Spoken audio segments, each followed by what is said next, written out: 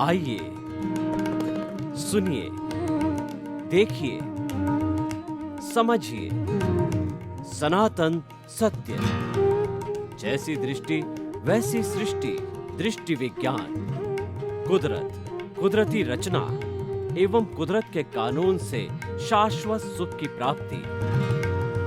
जोधपुर के परम पूज्य महात्मा उपासक प्रोफेसर डॉक्टर सोहन राज तातेड़ के निर्देशन में सनातन सत्य। जैसी दृष्टि वैसी सृष्टि, दृष्टि विज्ञान।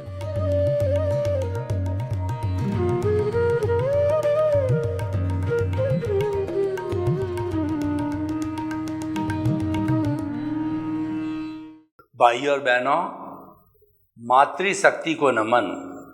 आज का हमारा बहुत सुंदर विषय संयम खलु जीवनम। आप मुझे कहें कि भारतीय संस्कृति में से एक ऐसा शब्द निकाल के लाओ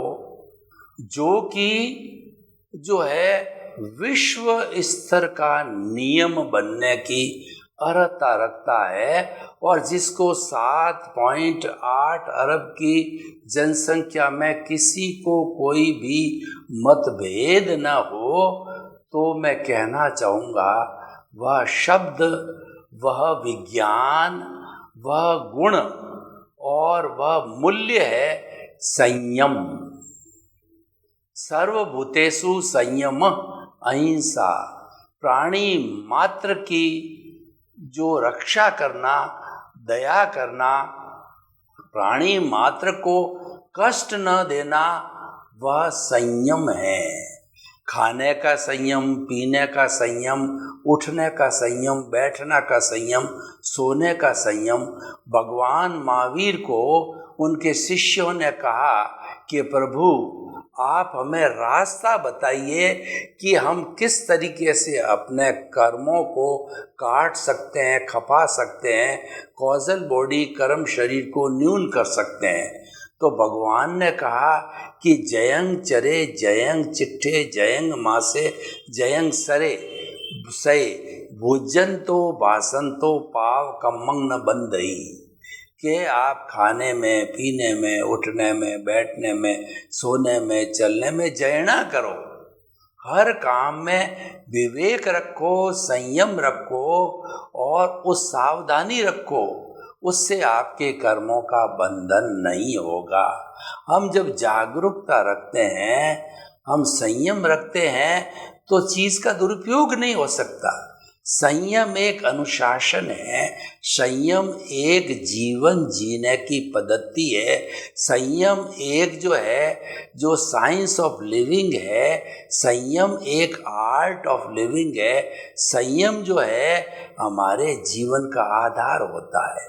देखिए, संयम का अर्थ क्या हो गया कि हमारे मन, वचन, काया, ये तीन हमारे पास में बड़े साधन हैं जिनके सहारे हम सारा जो दुनिया का काम करते हैं।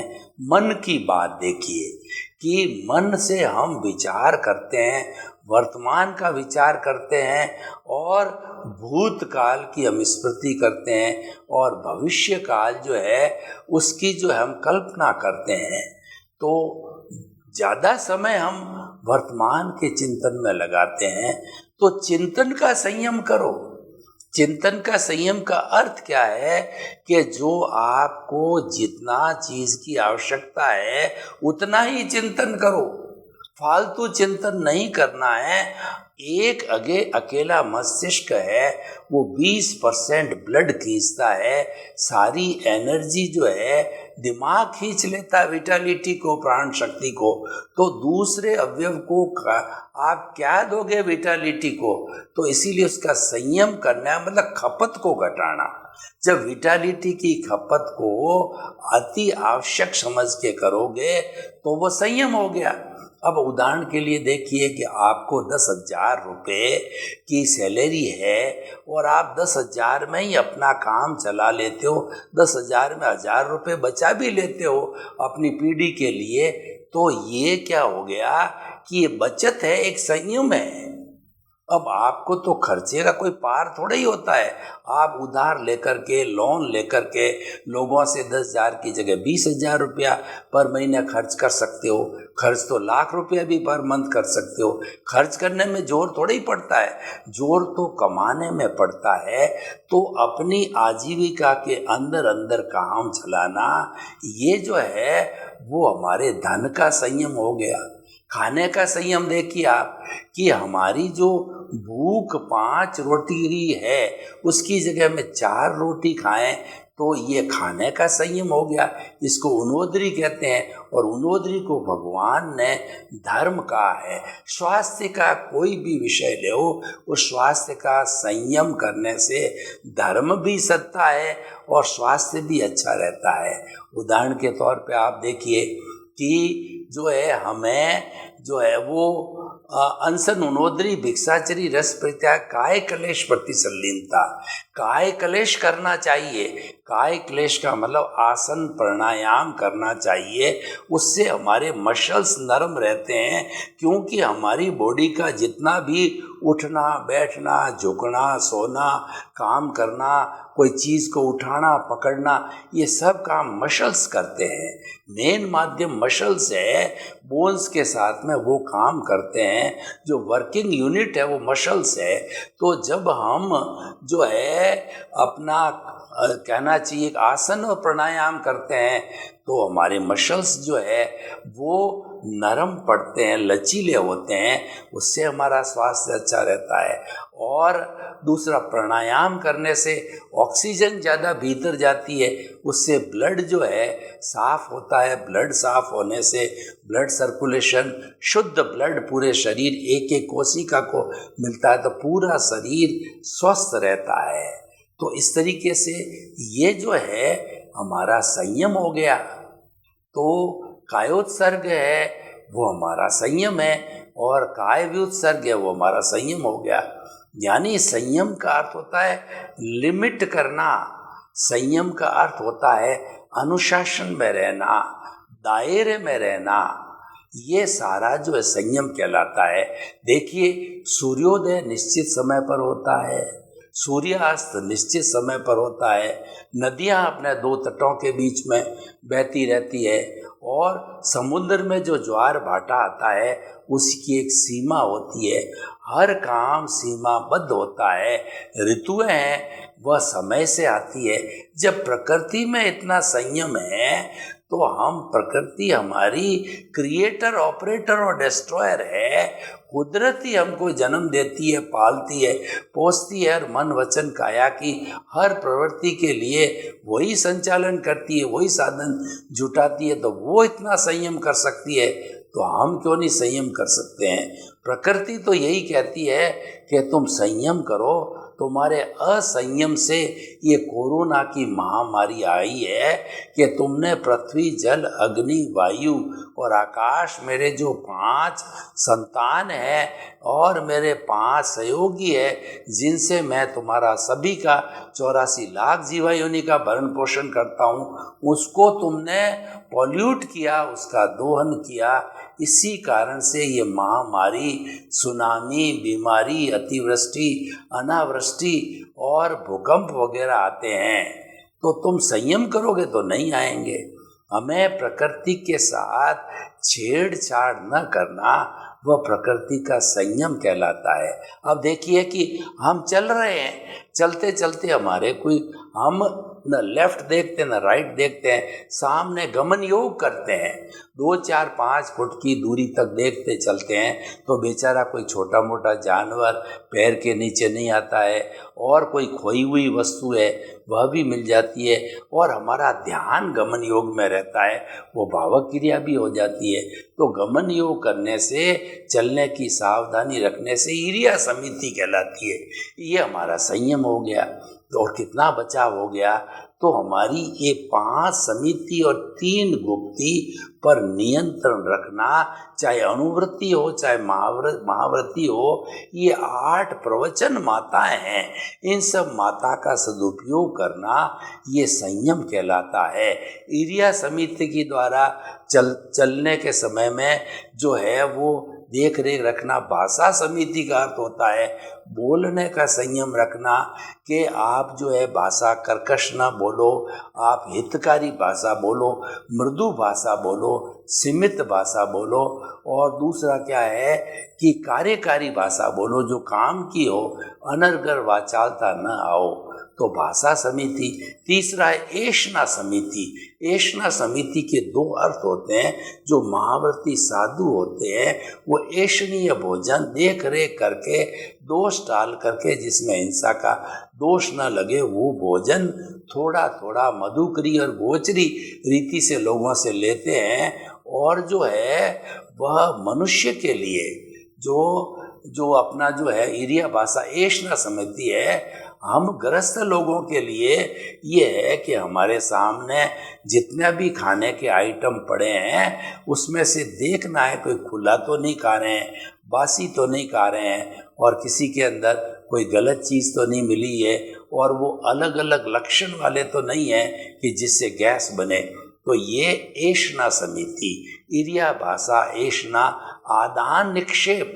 आदान निक्षेप का अर्थ होता है कि जैसे एक बर्तन से दूसरे बर्तन में डालना, और जिस जगह पर हम सोते हैं उस जगह को सफाई करना, उस जगह पर देखना कोई भी जो है बेचारा जानवर तो नहीं है जो कि हमारे सोने से मर जाए। यानी हमको छोटे छोटे जीवों के लिए अभयदान की बात करनी चाहिए।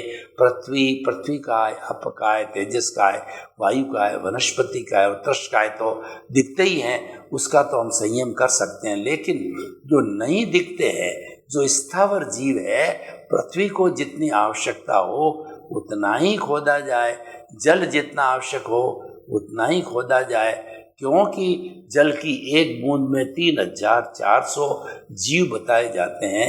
और वायु को जो है वह हम जब कभी भी बोले तो मुंह के आगे हाथ रख कर के बोलें, ताकि वायु में थेसेक्स नाम के जीव है वो बेचारे उनकी मृत्यु नहीं हो जाए। तो जो है हमारा ये जो पृथ्वी का है, अप का है, तेजस का है, अग्नि है, उसको भी जितनी आवश्यकता उतना हम चलावें। ऐसा नहीं कि स्टोव चल रहा है चलता ही रहेगा, और जो है आपका अग्नि से चलने वाली चीज़ें चलती रहे, तो वह दुरुपयोग है, वो असंयम है। चाहे व्यक्ति जो है साधन संपन्न है, कुबेरपति है, धनाढ्य है, उन सबको भी ये मानव होने के नाते संयम का पाठ पढ़ना चाहिए। और हमारे साधु संतों को देखो कि वो कितने संयमित होते हैं। वो हर चीज़, कपड़ा है, भोजन है, और जो रहने की उनका जो भी सारा सिस्टम की आवश्यकता है वो बहुत थोड़े रूप के अंदर, क्योंकि वो अपने आप में अपरिग्रही है, हर चीज़ का संयम करते हैं। इसीलिए उनका जीवन संयमा खलु जीवनम, उनके जीवन का ध्येय हो जाता है कि संयम ही जीवन है। अगर वास्तव में संयमी जीवन, इस स्लोगन को हम अंतर्राष्ट्रीय स्तर यूएनओ, यूनाइटेड नेशनल ऑर्गेनाइजेशन तक ले जावें, तो इसमें इतनी अर्हता है कि ये एक विश्व धर्म कहिए या विश्व नीति कहिए, उसका जगह ले सकती है। क्योंकि संयम सबको चाहिए, देश को भी चाहिए, समाज को भी चाहिए, विश्व को भी चाहिए, और मनुष्य को भी चाहिए। क्योंकि संयम हमारे जीवन का एक बहुत बड़ा अंग है। आप गाड़ी चला रहे हो और चलाते चलाते जो है आपको पीछे से हॉर्न लग रहे हैं कि भाई साहब साइड दीजिए, और आप संयम नहीं बरतते हो, आप चलाई जाते हो, तो पीछे वाले के लिए कष्ट का कारण बन जाता है। और वह भी अगर गुस्से में आ जाता है तो कुछ न कुछ गलत एक्सीडेंट वगैरह भी हो सकता है। तो इसीलिए हमारा जो मनुष्य जीवन है वह एक रिलेटिव जीवन है, वह परस्परोग्रो जीवानाम और जियो और जीने दो के सिद्धांत पर आधारित है। हमको सहयोग लेना होता है और सहयोग देना होता है। जहाँ पर गिव एंड टेक की फॉर्मूला होता है वहाँ पर संयम बरतना बहुत ही ज़रूरी है।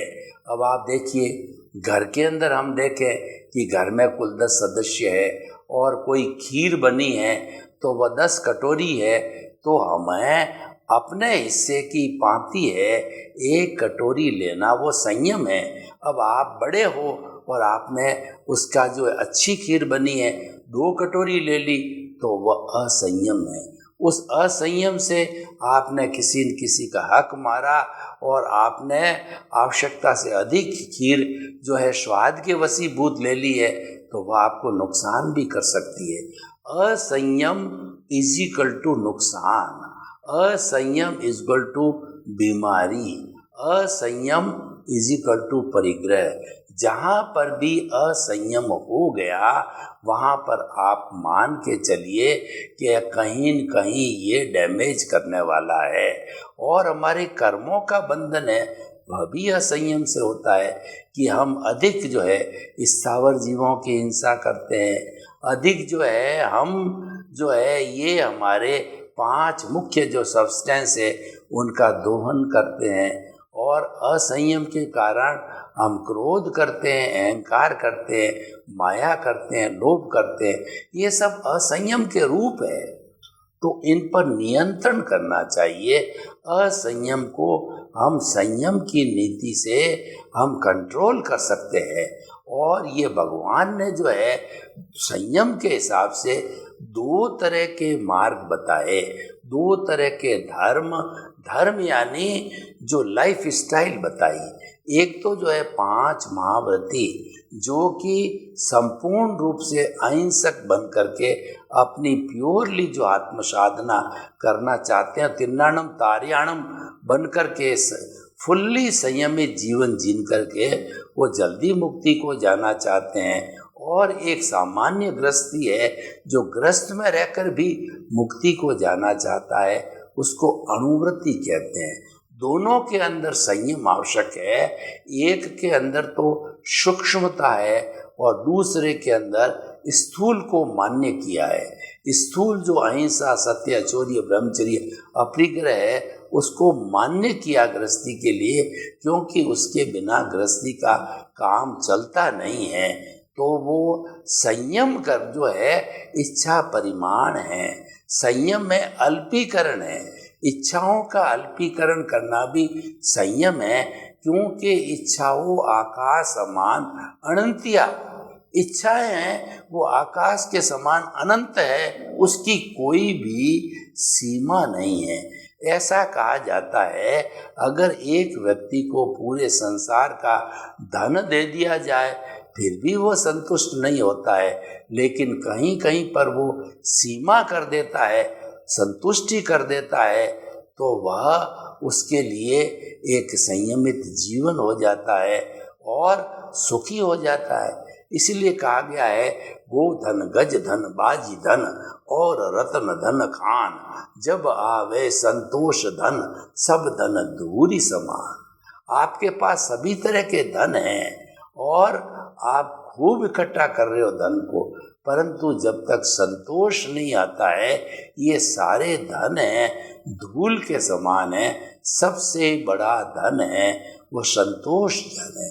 संतोष धन है वो संयम है कि ईश्वर ने आपको जो कुछ दिया, आपके कर्मों के उदय प्रारब्ध के अधीन जो कुछ भी आपको धन मिला, दौलत मिला, परिवार मिला, साधन मिला, उसके अंदर संतुष्ट रहना है, ये संयम है। और उसमें असंतुष्ट रहना है, ये असंयम है। तो असंयम की अवस्था को हमें छोड़ना चाहिए, और जब हम छोड़ेंगे तो सुखी रह सकते हैं, क्योंकि संयम में सुख है, असंयम में दुख है। आप जितना भी पूरा जो है इतिहास उठा करके देख लीजिए, सभी धर्म ग्रंथों को उठा करके देख लीजिए कि जो चाहे राजा हो, महाराजा हो, चक्रवर्ती हो, जब कभी भी उन्होंने असंयम किया कि मैं दूसरे के साम्राज्य को हड़प लूं, तो उनको कष्ट ही प्राप्त हुआ, क्योंकि असंयम का फलीभूत ही कष्ट है। व्यक्ति जीवन में जितनी जितनी कठिनाइयां उठाता है, जितना जितना दुख उठाता है, उसका कारण असंयम ही है। देखिए एक व्यक्ति को किसी ने कह दिया कि मुझे ₹1,00,000 दे दो, मैं आपको साल भर में ₹2,00,000 करके दे दूंगा। अब हमने चिंतन किया नहीं, हमने संयम किया नहीं कि भाई जो बैंक है, जितने भी जो रिलायबल सोर्सेज है, वह तो इतना ब्याज देते नहीं है, ये कैसे दे रहा है। तो हमने लोभ के वशीभूत होकर के पैसे दिए और वो खा गया, ये हमने असंयम किया, क्योंकि हमको पता है इतना होता नहीं है। जो हमारा समाज के अंदर चीज चल रही है तो इतनी कैसे पॉसिबल है 10 गुना मल्टीप्लाई हो जावे, तो इसका मतलब कहीं न कहीं गड़बड़ है। वो सारी गड़बड़ है, वो असंयम है। तो इसीलिए हमें जीवन के अंदर असंयम को कभी भी स्थान नहीं देना चाहिए। जो व्यक्ति संयमशील होता है वह व्यक्ति सबका हितैषी हो जाता है, वो वंदनीय, स्तुत्य और आदरणीय बन जाता है, क्योंकि संयम सबको प्रिय है, असंयम किसी को प्रिय नहीं है। असंयम है वो दुख पैदा करता है, वह अन्याय करता है, वह शोषण करता है और वह किसी के अस्तित्व को आनंद करता है। हमने जो स्थावर जीवों का खूब दोहन किया, तो ये क्या है, ये हमने उनके अस्तित्व को स्वीकार नहीं किया। अस्तित्व को नहीं स्वीकारना ये असंयम है।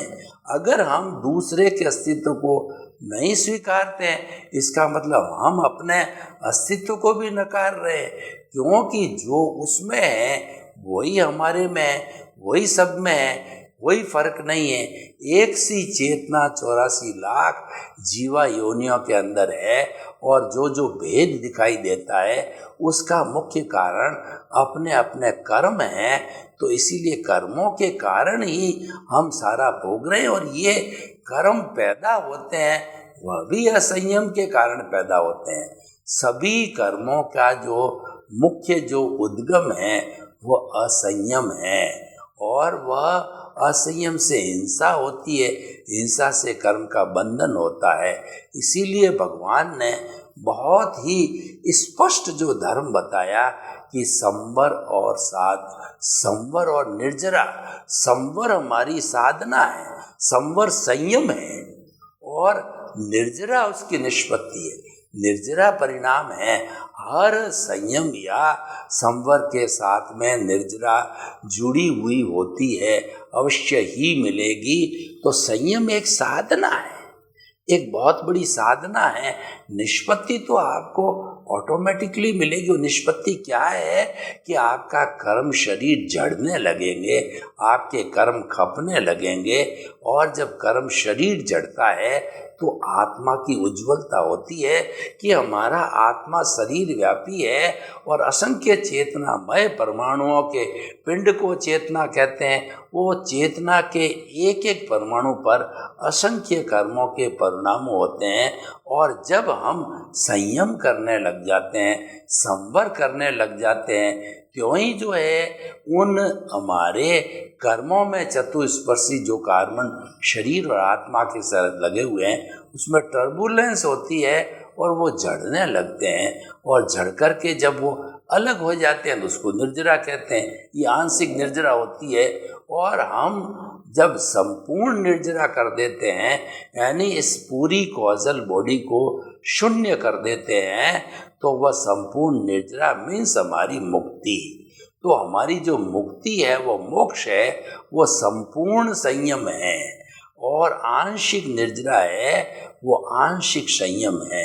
तो संयम जो है एक कहना चाहिए संजीवनी है। जो व्यक्ति इसको धारण कर लेता है वह व्यक्ति सुखी हो जाता है, और संयम को करने में बहुत बड़ी कठिनाई भी नहीं। हर व्यक्ति हर जगह हर स्थिति के अंदर संयम कर सकता है, परंतु उसके अंदर जागरूकता होनी चाहिए, उसके अंदर विल पावर होनी चाहिए, उसमें कुछ करने की ललक होनी चाहिए। अगर इच्छा ही नहीं है तो कैसे काम होगा। तो इसीलिए where there is a will there is a way, जहाँ चाह वहाँ राह। अगर हम चाहेंगे कि संयम के रास्ते पर चलना है तो हम चलने लग जाएंगे, और नहीं चलेंगे, असंयम तो हम जन्म जन्मांतर से करके आ रहे हैं। उसी असंयम का रिजल्ट ही है कि हमारी आत्मा के साथ में कर्मों का आवरण, कॉजल बॉडी बढ़ती जा रही है, उसका घनत्व वॉल्यूम बढ़ता ही बढ़ता जा रहा है और कभी घटा ही नहीं है। तो इसीलिए भाई और बहनों, ये हमको जो मनुष्य जीवन मिला है, इसकी सार्थकता संयम करने के अंदर है। और संयम का अर्थ यह नहीं है कि हम बिल्कुल जो है वो जीना ही छोड़ दें, ऐसा नहीं है। आप सारी प्रवृत्ति जो कर रहे हो, खाने की, पीने की, उठने की, बैठने की, कमाने की, परिवार की, सबकी है, उसके अंदर कोई भी आपको डिस्टर्बेंस नहीं है।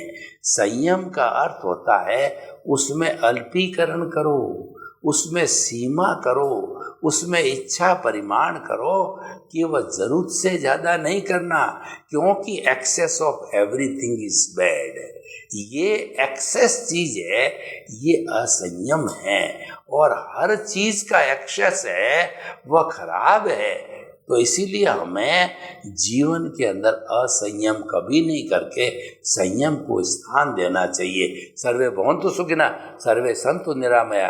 लोक के सब जीवों को सुख मिले, शांति मिले, आनंद मिले, प्रेम मिले, सौहार्द मिले। और आपको ये मिलेगा कहाँ से? ये सनातन सत्य के माध्यम से हम जो शाश्वत सुख की नींव लगाते हैं, उससे आप प्राप्त कर सकते हैं। सनातन सत्य को बराबर देखते रहिए। आपके प्रति मंगल भावना, शुभकामना। ओम शांति।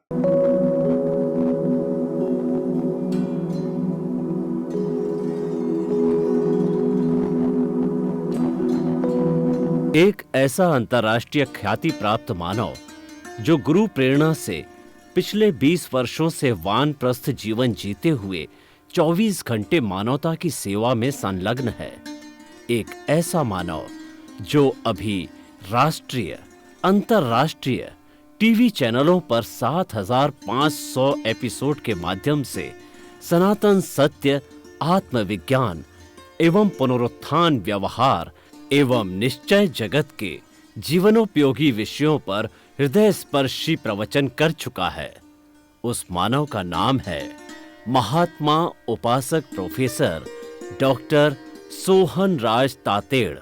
प्रोफेसर तातेड़ द्वारा योग, दर्शन, शिक्षा विषयों पर रचित पीएचडी स्तर के 250 शोध ग्रंथ भारत के 100 प्रतिष्ठित विश्वविद्यालयों में शोधार्थी पढ़ रहे हैं तथा वे सभी शोध ग्रंथ वहां की सेंट्रल लाइब्रेरियों में उपलब्ध हैं। महात्मा सोहन राज ने अभी तक हजारों स्कूलों, कॉलेजों, विश्वविद्यालयों एवं संस्थाओं में सेमिनार, वर्कशॉप, कैंप लगाकर लाखों विद्यार्थियों को योग, दर्शन, शिक्षा का प्रशिक्षण देकर उन्हें सुसंस्कारित किया। डॉक्टर तातेड़ ने भारतीय संस्कृति उत्थान के 4000 से अधिक समसामयिक विषयों पर आर्टिकल लिखकर ऑनलाइन जर्नल, पत्रिकाओं, वेबसाइट्स पर प्रकाशित किया, जिसका उपयोग लाखों पाठक कर रहे हैं। उपासक तातेड़ के 5000 से अधिक आज का सुविचार, आज का शुभ संदेश, आज का मंगल भावना योग आदि चिंतन websites, Twitter, blogger, Facebook, YouTube माध्यमों से लाखों लोग अपना जीवन निर्माण कर रहे हैं। मानवता के मसीहा ऐसे महामानव महात्मा सोहन राज तातेड़ के प्रोफाइल को अभी तक विश्व के 20 लाख दर्शक यूट्यूब पर, 12 लाख गूगल पर एवं लाखों दर्शक फेसबुक, ब्लॉगर, ट्विटर और इंस्टाग्राम पर देख चुके हैं।